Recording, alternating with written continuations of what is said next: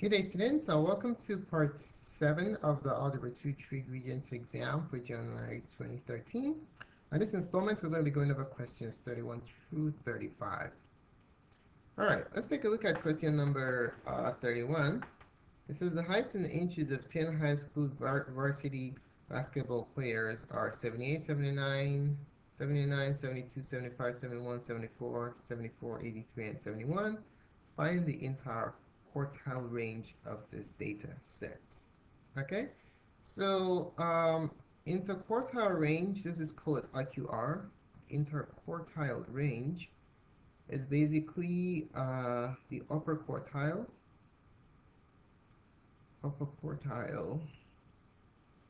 minus the lower quartile.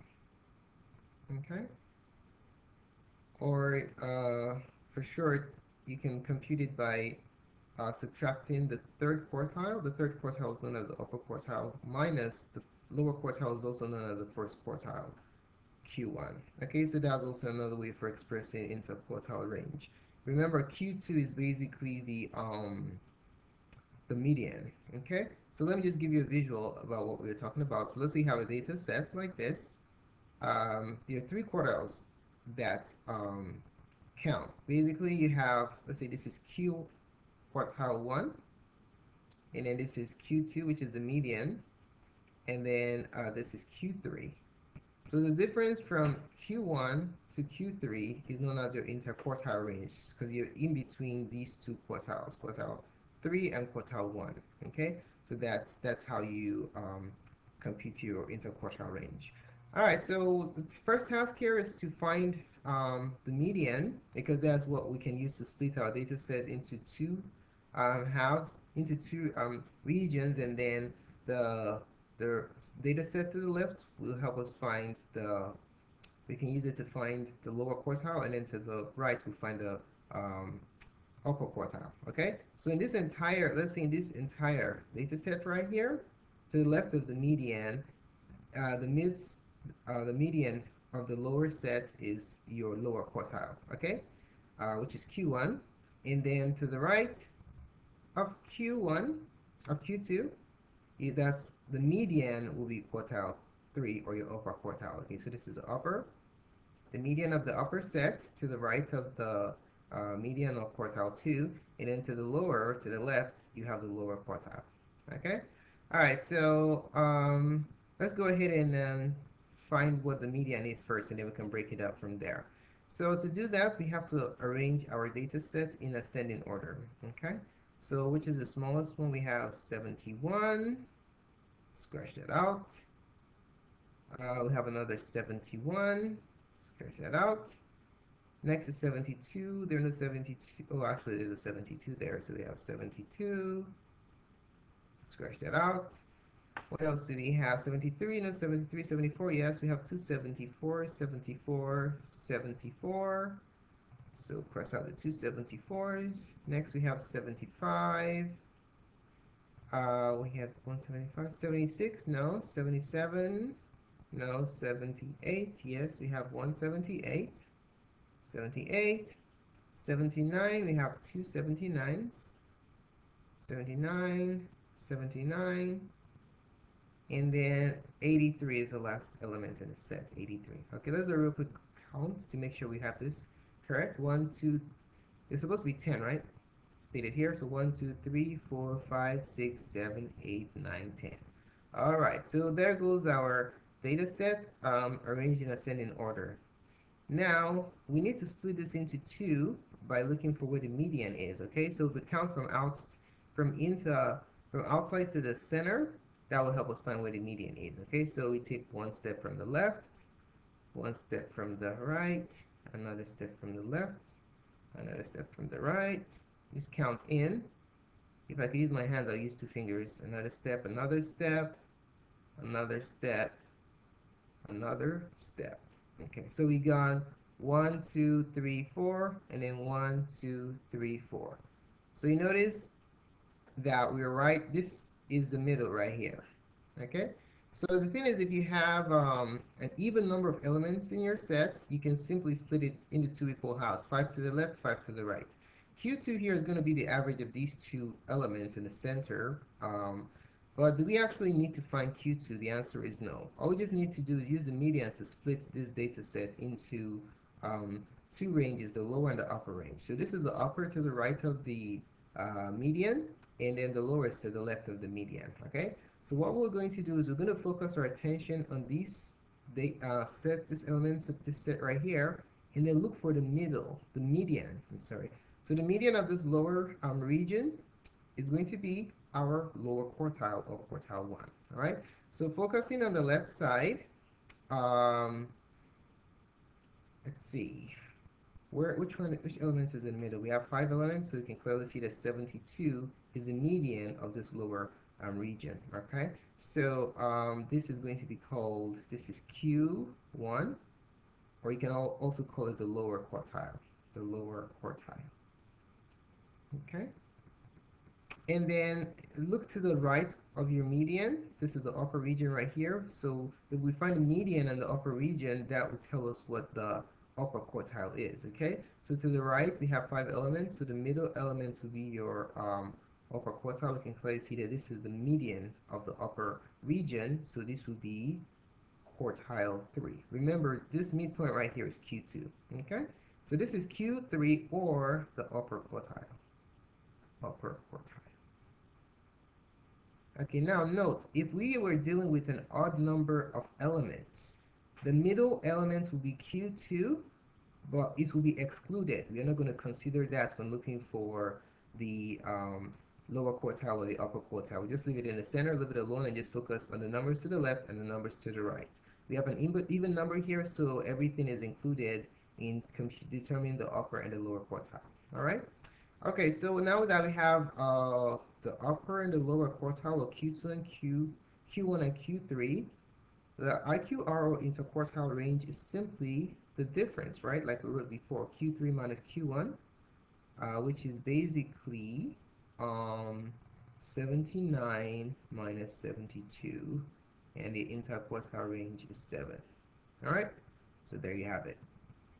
Okay, now let's move on to 732. It says solve the equation c squared minus 2x minus 3 equals 0 and express the answer in simplest radical form. So this might be a hint that this is a prime quadratic that cannot be factored, but we cannot assume. We have to verify. So we have 6x squared minus 2x minus 3 equals 0. If I can factor this, I'd rather solve this by factorization. But if I can't, I'll use the formula or the method that always works, namely the quadratic formula, okay? So I'm going to try and factor this first to see if it's prime or not. So I'm going to make my little x using the AC method. AC goes on top, which is negative 18. B goes on the bottom, which is negative 2. So let's see all the products of numbers, integers that yield negative 18, and see if any of the pairs can give us 2, okay? So 18 is a AC. I want to yield 2, okay? So what numbers multiply to give you 18? 18 times 1, or 9 times 2, or 6 times 3. 5 doesn't go, 4 doesn't go, so we have a complete set. So this pair can yield 19 or 17. That doesn't work. This pair can yield, the sum will give us 11, or the difference will yield 7. That doesn't work. This pair can give us, the sum can give us 9, or the difference can give us 3. You see, none of these numbers has 2, so it's obvious that this is prime. All right, so how do we solve prime quadratics is the question. To solve that, we just simply use the quadratic formula, okay? So the quadratic formula is x equals negative b plus or minus the square root of b squared minus 4ac over 2a. So we just simply need a, b, and c, and we have to know our order of operations, and then substitute and simplify, okay? So in this expression, first of all, make sure it's in standard form. The degrees are in descending order, and it's equal to 0. Okay, this is already in standard form, so that's good. So a is the coefficient of the square, which is 6. B is negative 2. And c is negative 3. Okay, now let's plug all this into this formula. We have negative b, negative 2 plus or minus the square root of b squared, which is negative 2 squared, minus 4 times a, which is 6, times c, which is negative 3. Okay, All right, and then that whole thing divided by 2a, which is 2 times 6. All right, now it's just arithmetic from here. Let's try not to make any mistakes with the signs. Negative 2 times 2 is positive 2, plus or minus the square root of negative 2 squared is 4. 4 times 6 is 24 times 3 is 72. Minus times minus is plus 72 over 2 times 6 is 12. Okay? And then we have 2 plus or minus 72 plus 4 is 76 over 12. All right? Now we're told to express our answer in simplest radical form. So we have to simplify this radical root 76 completely, okay? So let's do that over here, square root of 76. I'm just going to extract the prime factors, and any prime factor that repeats can break out of the radical as a square root, okay, as a perfect square root, all right? So let's break this down. This is even, so I can take out a 2. 2 goes into 76. 38th time. This is even, so I can take another 2. 2 goes into 38 19 times. 19 is prime, so nothing goes into it. Since these two factors repeat, what is the square root of 2 times 2? The square root of 2 times 2 is 4, so these 2's come out of the square root as a 2. This is by itself, so it stays behind. So root 76 is the same thing as 2 root 19. Okay? So that's how you simplify radicals. Any factor that repeats, you just bring it out as 1, because when you square root a square, you get the one, just only one of the factors. Okay, so let's apply that result here. So we have 2 plus or minus 2 root 19 over 12. Okay, now how do we simplify this? The greatest common factor of 2, 2, and 12 is 2. So I can divide the top and the bottom by that. Okay, so I'm going to divide the entire numerator by 2 and the denominator by 2 likewise. Okay, you have to divide every single term by exactly the same thing, or else it won't work out. So with that, we're going to have 2 divided by 2 is 1, plus or minus. These 2 divided by these 2 is also 1. Root 19 over 6. So there goes your final answer. All right. All right, let's take a look at question 33. It says the number of bacteria present in a petri dish can be modeled by the function n equals 50e to the 3t, where n is the number of bacteria present in the petri dish after t hours. Using the model, determine to the nearest hundredth the number of hours it will take n to reach 30,700. Okay, so we have the exponential growth model given by n equals 50 e to the 3t. So we have to find the value of t when n is equal to 30,000. So if n is equal to 30,000, 30,700, sorry, I'm gonna find t. Okay. All right. So what we'll do is we just plug in the value of n into this equation, and then we just solve this equation like as an exponential equation. Okay. So we have 30,700 equals 50 e to the 3t. So how do we solve this equation? Well, step by step. First of all, we get rid of this 50, and then the e, and then the 3. Okay, in that order. All right, so let's get rid of the 50 first. To isolate t, we divide both sides by 50. Divide by 50. Let's have our calculator do some heavy lifting for us here. So, let's see, 30,700 divided by 50. Answer is 614. So let's see what we have here. To divide this out, we have 614. And this 50 is divided out equals e to the 3t. Now how do you get rid of the e? Well, the opposite of e is natural logarithm, so we'll take the natural logarithm of both sides. So the natural logarithm of 614 is equal to the natural logarithm of e to the 3t. Okay? All right, so on the right side, the ln and the e are inverse operations, so they cancel each other out. So we have 3t equals the natural logarithm of 614. And then to finish this up, I'll divide both sides by 3. And then I'll have t equals the natural logarithm of 614 divided by 3. We also find an approximation to the nearest hundred as to what the time is. So we need to make use of our calculator to carry out this computation. So the natural logarithm, oopsie, I made a mistake there. The natural logarithm of 614 divided by 3 is 213,999. We're rounding to the nearest hundred, so 2 decimal places, so 2.14 will be our answer. So 2.14. What's the unit of measurement here? Hours. So 2.14 hours is our answer. All right, let's move on to the next question. It says, determine the solution of the inequality absolute value of 3 minus 2x is greater than or equal to 7. So let's go ahead and solve that. So we have the absolute value of 3 minus 2x is greater than or equal to 7. So I can replace this absolute value with parentheses plus or minus 3 minus 2x greater than or equal to 7. Now, if we have a less than, I can solve it as a combined sandwiched inequality. But since it's greater, I must split this equation in two to solve them independently, okay? So we're going to do the negative piece to the left. Negative 3 minus 2x is greater than or equal to 7. Or the positive part to the right, 3 minus 2x is greater than or equal to 7. All right.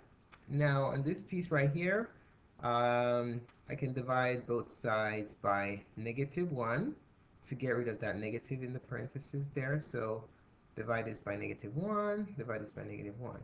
Now, what happens when you divide by negative? The inequality sign changes, yes? So keep that in mind. Anytime you're dealing with inequalities, the first thing you have to remember is that anytime you divide by negative, the sign changes. So here, this becomes a plus. We have 3 minus 2x is greater than or equal to -7. Now let's solve this completely for x. So what we'll do is we're gonna add 3 to both sides, subtract 3 from both sides and then divide by -2. All right, so let's subtract 3. If you do that, you have -2x is greater than or equal to, these are the same signs, so you add and keep the sign to get 10. And then divide by -2 on both sides. And you have x. Now, anytime I divide by negative, we just talked about this. You have to switch the inequality is less than or equal to +5. All right? So that's the lower bound of the upper region of your solution set, solution region. And then to get the upper bound of the lower region, we have to solve this for x. So what we do is we subtract 3 from both sides and divide by -2 also. Okay, so subtract 3 from both sides. And then we have -2x is greater than or equal to 4. And then we'll divide both sides by -2. And then we have x. Well, we divide by negative, so we have to switch the inequality sign again. So x is less than or equal to -2. Okay, so let's look at this equation right here. I divided by -3. I divided by -1, and I didn't switch the inequality, so let me fix that real quick. Sorry about this. All right, so it was greater than. We divided by negative, so it switches to a less than. All right? It says less than, and then when we divide it by negative again, it becomes greater. Okay, so there you have it. I forgot to make this switch. All right, so now that we have our answers, our solutions are going to be x is less than or equal to -2, or x is greater than or equal to 5. So there goes your answer. All right? Okay, so don't forget, anytime you divide by negative, switch the inequality. We did that multiple times here once. We did that here once. And then we did that here again. And then we did that here 3 times. All right, so keep that in mind. Okay, let's move on to the next question. All right, so on this question, question 35, we're to convert 3 radians to degrees and express the answer to the nearest minute. So just remember your conversion factors. We is you either multiply by 180 degrees over pi radians, or you multiply pi radians over 180 degrees. Okay, these are your conversion factors. They're basically equivalent to the angular measures, just in different systems. Okay, so in this problem we have 3 radians and we want to convert it to degrees. So which of these options do we use? We want the radians gone and the degrees remaining. So this is the best choice to use right here, because if I set it up like this, check this out, 180 degrees over pi radians, what do you see happening? You notice that the radians cancel out and you're left with degrees, and that's what we want. Okay, so we just multiply across and then see what our result is. This is going to be an irrational answer, so let's use a calculator. So what we're going to do is multiply 3 by 180 and divide our answer by pi, and ooh, we're supposed to divide our answer by pi, divided by pi, and that gives us 171.8873. Okay, let's write that down. It's going to be 171 degrees point, I mean 171 point, all right, so we're asked to express the answer to the nearest minute. So what we're going to do is extract this component right here and express it in minutes, okay? So one way you can look at this is look at the whole number as hours and look at the decimal part as minutes, okay? So 171 degrees is like hours, and then this piece is like minutes, okay? So how many hours are there in a minute? Or how many minutes in an hour? Well, you have 60 minutes in an hour, right? If you have one, if you have 1 hour, and you want to convert it into minutes, what do? You multiply, yes? Let's say you have 1 hour, and you want to convert it to minutes, you go 1 hour times 60, which gives you 60 minutes, okay? If you have 2 hours, and you want to convert it to minutes, what do? You multiply by 60, which gives you 120. So bottom line is if you have hours and you want to convert to minutes, you just multiply by 60, okay? So we have 0.8873 degrees or 0.8873 hours. If I want to convert this to minutes, what do? I just multiply it by 60, okay? So I'm going to take this piece, 8873 points, and I'm going to times it by 60. Okay, now round it to the nearest minutes. That will tell me how many minutes there are in 0.8873 degrees, okay? So a calculator is going to do that work for us. So let's go ahead and compute the product. So we have 0.8873. You can put more decimal points, but this is sufficient, times 60. Then our answer is 53. So 53 minutes to the nearest minute. So it's going to be 171 degrees and 53 minutes. Okay, and if you wanted to do seconds, we'll take the decimal, multiply by 60 again. Okay, but they didn't ask us to do that. So this is basically our final answer.